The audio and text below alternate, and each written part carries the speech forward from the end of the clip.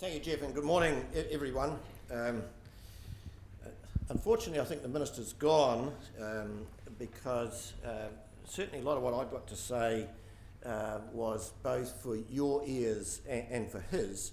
And I'm not going to talk too much about biosecurity because I am shortly going to catch a plane for Sydney, and I'm one of those problem people that was just referred to who doesn't expect to be held up when I come in back from Sydney at midnight tomorrow night when I'm not a serious security threat.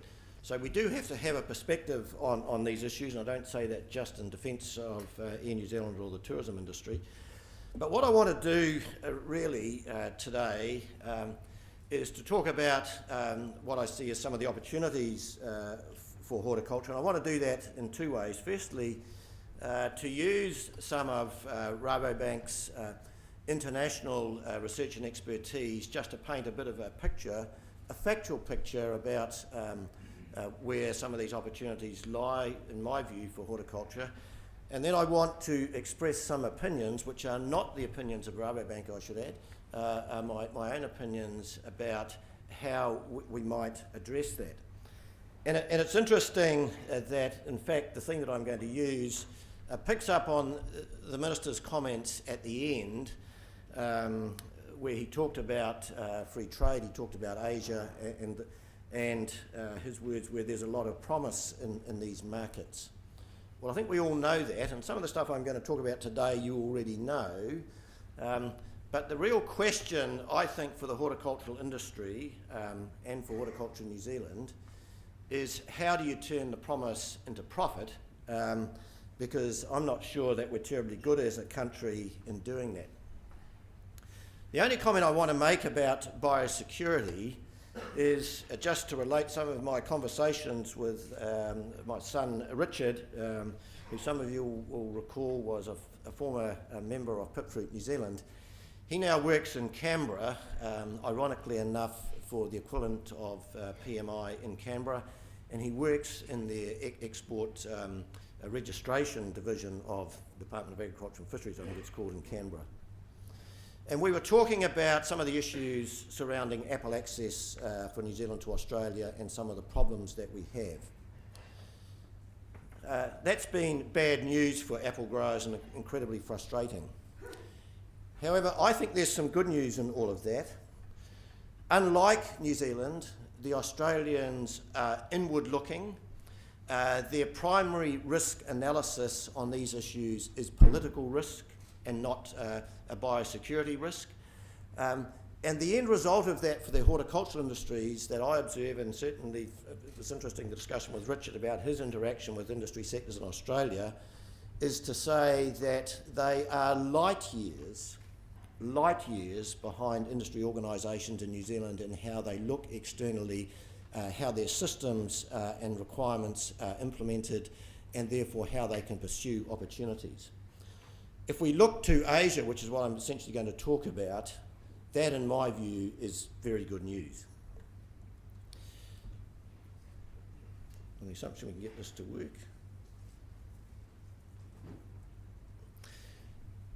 This is a headline from the New Zealand Herald. I think it's dated the 7th of July. It's not somebody in New Zealand. This is a visiting, interestingly, isn't it, an Australian journalist saying that we have this fabulous opportunity to position New Zealand as an agricultural knowledge exporter in the face of a looming global food crisis, and that this food crisis and shortages and price spikes are closer than we think. I'm not quite that alarmist, but it is one opinion that I think sets the scene for the areas that I want to cover this morning.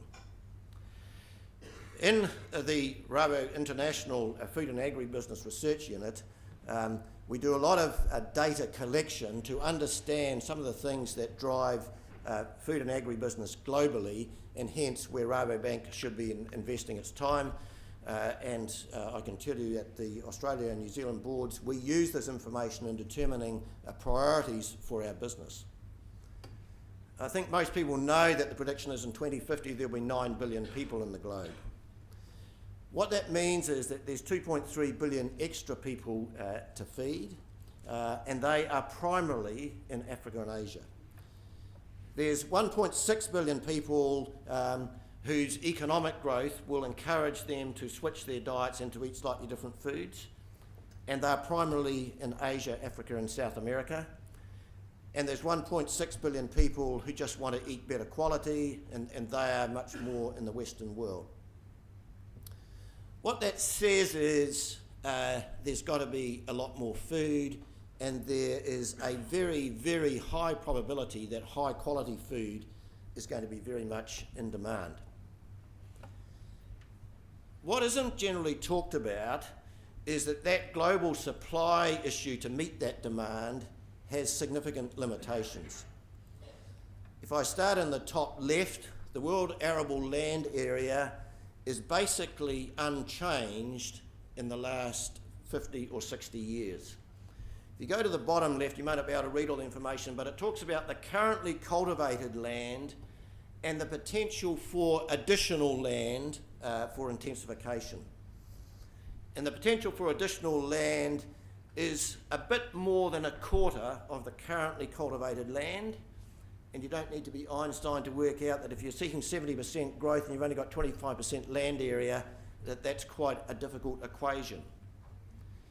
And that's why if you look on the right-hand side of that graph, you'll see that two key indicators of food production globally, wheat and soybeans, those graphs are the growth in productivity, unit productivity, since 1966. And the slope of those lines tell you that the growth in productivity is suffering significant and continuous decline.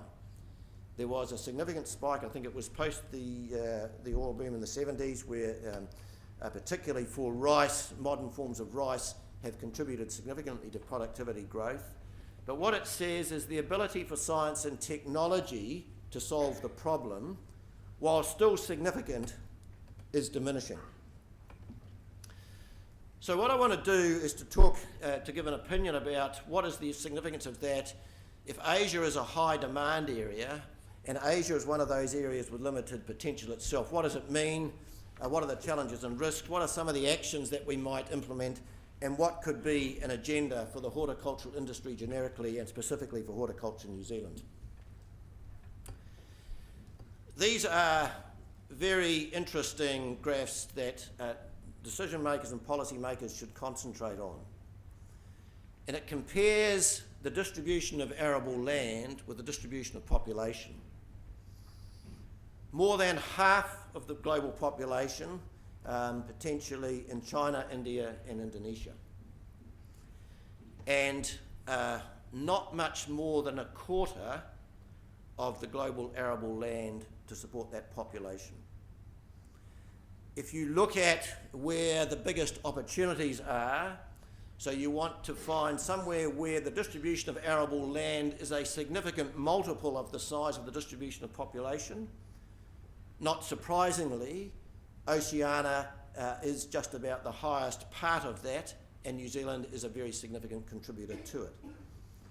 Interesting that the US and Canada are also very significant parts of that, and significantly Russia, and in my view a fair bit of Russia might depend on the extent of global warming, and as far as the Russians are concerned it's not all bad news.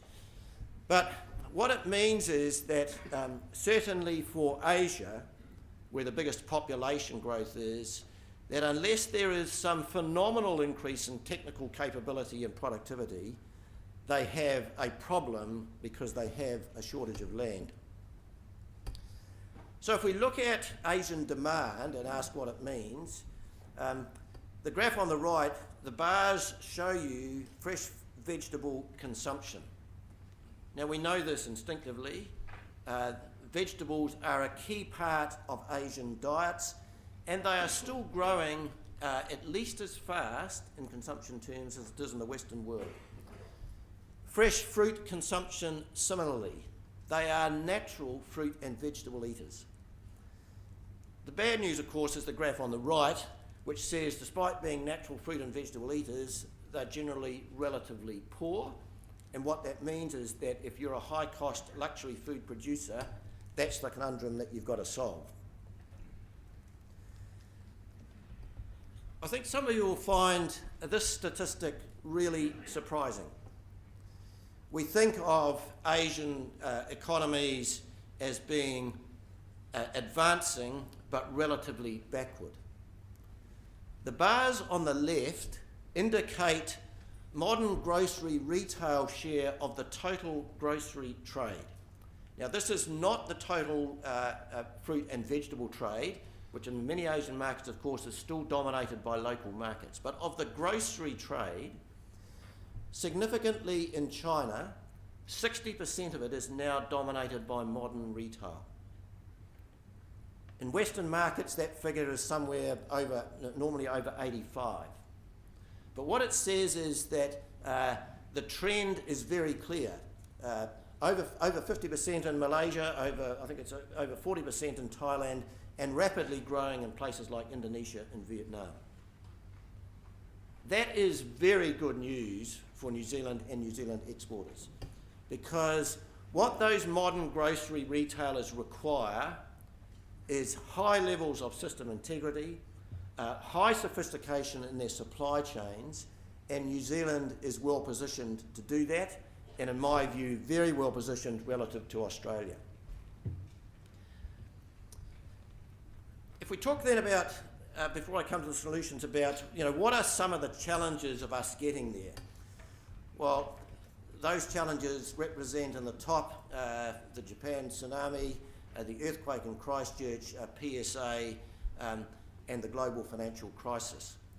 We've had enough talk about biosecurity, and I don't want to comment any more, except to say if we're going to be outward looking in our business, we've got to be outward looking in our thinking and not inward looking as the Australians are.